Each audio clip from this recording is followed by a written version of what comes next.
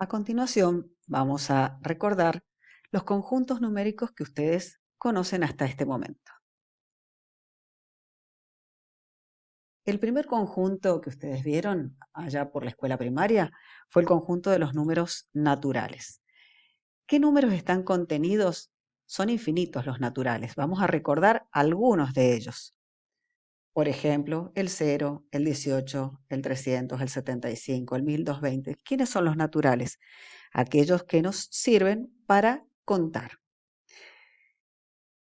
En orden creciente vienen los números enteros, que abarcan a los naturales, pero también abarcan a los opuestos aditivos de estos, es decir, aquellos que llamamos también enteros negativos, es decir, que tienen signo negativo.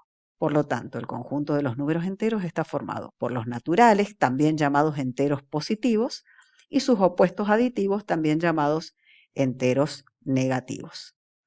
Luego venía el conjunto de los números racionales, que estaba conformado por todos estos números, los naturales, los enteros y todos aquellos que se pudieran escribir en forma o expresión fraccionaria, es decir, con un numerador y un denominador, enteros o naturales, por ejemplo, 3/5, 7/3, o también en forma decimal, es decir, que tienen una parte entera y una parte decimal, y podían tener finitas cifras decimales, por ejemplo, el menos 12,54 tiene solo dos cifras, ahí finaliza, o el 0,2 tiene una cifra decimal, ahí finaliza, o también aquellos que tienen infinitas cifras decimales periódicas, es decir, que se repiten infinitas veces. Por ejemplo, esta expresión, menos 4,3, con ese arquito arriba, significa que ese 3 se repite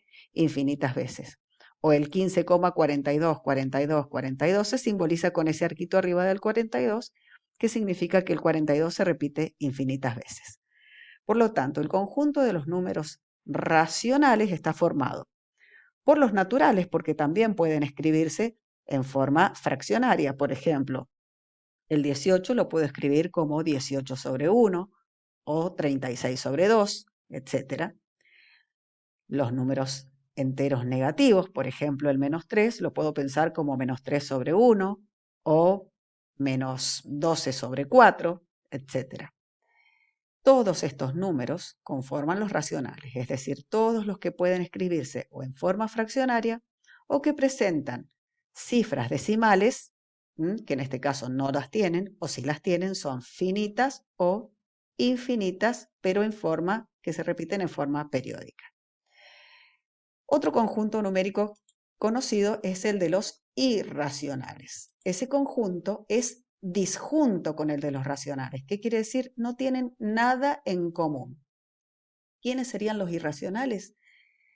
Números como el número pi, el número de oro, que tienen un nombre propio, el raíz de 3, el raíz de 7 y todas las raíces cuadradas de números primos, el raíz cúbica de 5. ¿Qué caracteriza a todos estos números? Tienen infinitas cifras decimales, pero que no se repiten periódicamente. Nunca encuentran un periodo de repetición como nos ocurría, por ejemplo, con este. Esos números que no encuentran un periodo de repetición, por lo tanto, tampoco pueden escribirse en forma fraccionaria. Por eso es que estos dos conjuntos no tienen nada que ver. Todos estos que están acá pueden escribirse en forma fraccionaria, en cambio todos estos que están acá jamás pueden escribirse en forma fraccionaria y tienen infinitas cifras decimales que no se vuelven a repetir en un periodo determinado. Estos dos conjuntos, si los juntamos, conforman un solo conjunto que es el de los números reales. Entonces, como para que recordemos la simbología de estos conjuntos, que muchas veces tanto I, N, Z, Q y R, cuando la tipografía lo permite, se representan también con una barra anterior, como con una doble barra en el inicio de la letra. Cabe también aclarar que si bien nosotros hemos colocado algunos elementos dentro de estos conjuntos, dentro de estos recintos, hay en cada uno de ellos infinitos elementos, infinitos números.